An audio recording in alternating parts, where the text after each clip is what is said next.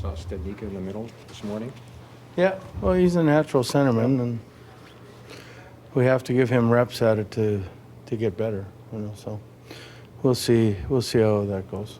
What are you hoping to see from him? Because he does move well. And Well, he sneakily gets you chances. I mean, before he got hurt, he'd scored a goal, and then his first game back, he had that good opportunity that the goal called back because he made a good offensive play. He made a good offensive play for the goal last game. So, I mean, the book on him is he's got an offensive mind, and he just hasn't really had the opportunity to do it on a regular basis since junior. for a team that's really struggling on its last road trip, the Sharks are getting an amazing season from Carlson. I know you touched on this before, but how do you control a guy like that, or is this just an awareness when he's on the ice? What do you have to do to contain him tonight, Bruce? Look, you never control a superstar like that, but you try to maintain that the damage is as little as possible. And I mean, he's got a great read on when to jump into the play, when to shoot the puck, what open spaces to go to. But you're right, we need the awareness every time he's on the ice of where he is. And it's, usually the left winger's responsibility. So we'll make them cognizant of that fact tonight. And that's what we did the last time against them. And I thought we held them pretty good. So hopefully it'll work out again.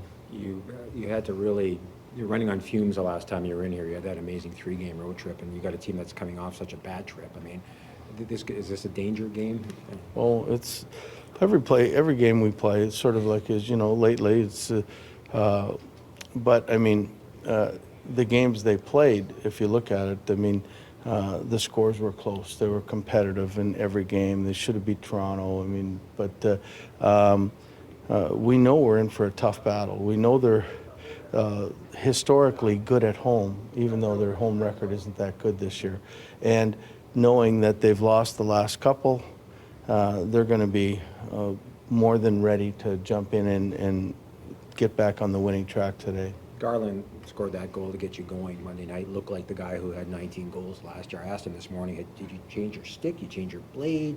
Are you superstitious when you're going through such a long drought? He said, no, I just play, and I try to play hard, and I try to score. Do you admire, is there a level of admiration for a guy who kind of gets it on that level, that it's about just sticking with the process, because eventually, if you do, you're going to get off the schneid. If you believe in yourself, that's what you do. Like, I mean, if you think that, the wrong stick today, then all of a sudden you're looking at superstitions that eventually, get you down, and it doesn't succeed. So, I mean, he's got the right attitude. He's a hard-working guy, and when he gets mad on the ice, he's really good.